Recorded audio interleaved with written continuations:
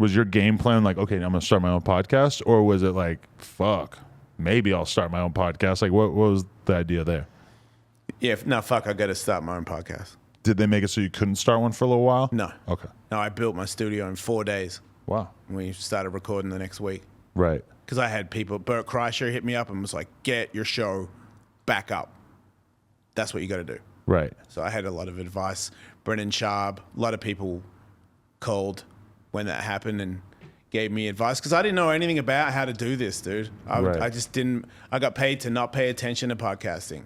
So when it dropped, I was like, oh my God, I got to do it. How do you do it? What's the best way? Who do I, wait, you're saying that I need to sign with somebody to get sponsorship? Shitty deal. Just go, get on the air. And I was like, let's just get back and rebuild. And then when I get things bigger, then we'll sort the rest of it out. That's kind of the game plan. Interesting. Yeah, because were you ever doing content where you'd be talking for an hour straight on Sirius? I used to talk by myself for 4 hours a day. But isn't it all split up with music in between? I used to talk for an hour, play 2 songs, an hour, 2 songs. An hour just talking to yourself? Yeah. See, honestly, as a broadcaster, that's like the one thing that I feel like I've never really figured out how to do because I've always just talked to other people, and that's easy for me. I like having someone I can kind of bounce back and forth with. But there's a lot of different people who sit on Twitch and maybe they're playing video games or maybe they're just talking to the camera, maybe they're pulling up windows and looking at shit. But I don't know. I feel like it's such a challenge for me to keep the conversation with myself going. Yeah. And I would like to know what it would be like, especially, well, that's weird because you don't have that feedback. At least when I'm on Twitch or whatever, I have the chat right there. So I had phone calls. Right. But it wasn't as telling as what you had, for sure. Would you find it really like taxing emotionally or just your energy level? Yeah, because I pour my heart out. Right. It meant so much to me. That's how I got away with it. That's how it was somewhat interesting because every hour I gave everything I had. I'd be tired after the show. Right. But it's all I wanted to do, man. It's all I wanted that to be good. Putting it like that, though, it feels so fucked up that you don't have access to that old catalog because that would kill me if I lost access to the old interviews that we did. I try not to kill myself with stuff like that. Right. Well, this is just life, you know? Yeah. Like, what am I going to do? Yeah. And they're the kind of people that will drag it. They're still telling me they're going to give it to me. Really? I just don't ask because I don't want to hear it. I don't want to hear about their shit ever again. Really? Appreciate it, but fuck off. You know what I mean? You left me fucking high and dry over here. I get it, whatever business, but I got shit to worry about over here, and I have no energy for that. I'm 50, man. I wake up tired. I still skate. I train, and I wake up, I'm like, podcast. You know what I mean? Like, fucking say something fucking amusing. Please, gods, fucking give me the ability to get back where I was. Right. It's all I think about. Why did they can you from your perspective? Like, what were you doing that made them want to get rid of you? Was your popularity dwindling? Or? I think I don't know about that. I can't tell if it's I think maybe a little bit because, as I said, the whole homo thing didn't help anybody. But I bet that platform in general is kind of. But shrinking, I also right? feel like that, the platform itself, because I know from starting the podcast, I have a lot of people that reach out to me going, "Man, I haven't heard you since." You know, when I dropped Sirius fucking 8 years ago or something. So a lot of people had dropped it. Right. But now it's like, dude, it's starting again. Like I said, SiriusXM, it's 15 years. It was 8 years before I started to be anybody there. So I feel like here we fucking go again, really. Right. I got little bonuses like doing the podcast with Tony Hawk. That doesn't hurt. Little, I'm trying to do show. This is fucking big for me, dude. Like, you're really helping me. Being on here? Somebody might consider listening to my fucking show. It's quite possible. You're my Howard Stern now. Oh, God. I get on here and a couple people check me out. God, Howard Stern was such a big influence on me back in the day. Me too, man. It's crazy. That's all I knew. He became such a fucking cuck loser.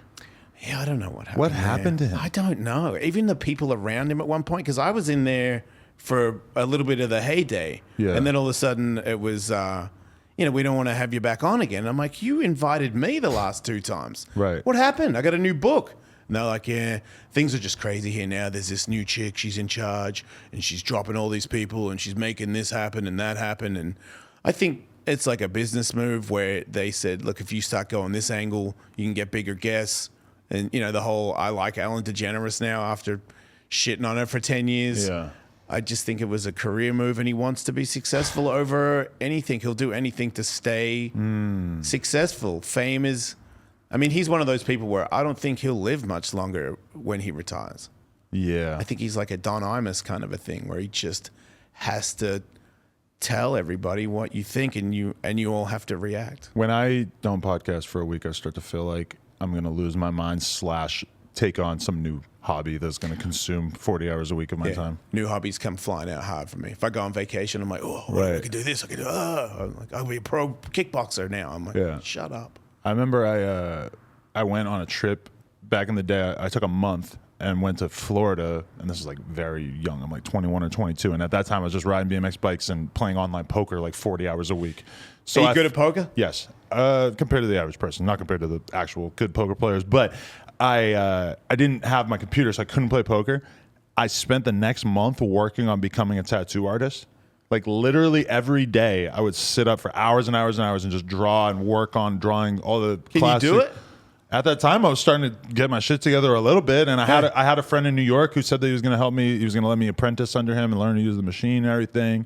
And then I got back to New York and just forgot about it like immediately. But like, you know, that's an example of like, if I stop doing the thing that I'm doing, I just find some fucking other thing to fill the space. I think that's what happened with comedy. Yeah. I think SiriusXM dropped me, and I was like, what can I do? Like, what other things can I do to fulfill my life? Yeah. And I was like, wait, you could go on tour. I could never have gone anywhere. Sirius is Monday to Friday. You cannot miss a day. And now I can leave on a Thursday and come back on Sunday. Right. I never had that option. So now, like, the sky's the limit. If I got a part in a movie, I could do it. Right. When there was SiriusXM, you couldn't say yes to any of that stuff. Compare the skateboarding community to the comedy community. Wow. The stand-up comedy community, specifically. I think, man, I don't want to get in trouble. Yeah. I think comedians are pretty, I don't care about skateboarding. I am what I am, and you cannot kick me out. I have a spot. That's it. I've paid my dues. Okay. I can bury you, and you can fucking suck it. Even though I don't feel the need to do that. Nobody in skateboarding pisses me off. I like Andy McDonald. He used to bum me out so much with his style, and now he's a really nice guy. I like him. I like skating with him. Okay, guys, we want to thank you so much for getting us to 100,000 subscribers right here on the Clips channel. If you want to support, please click that subscribe button. We're trying to get to 200K. Thank you. Thank you so much.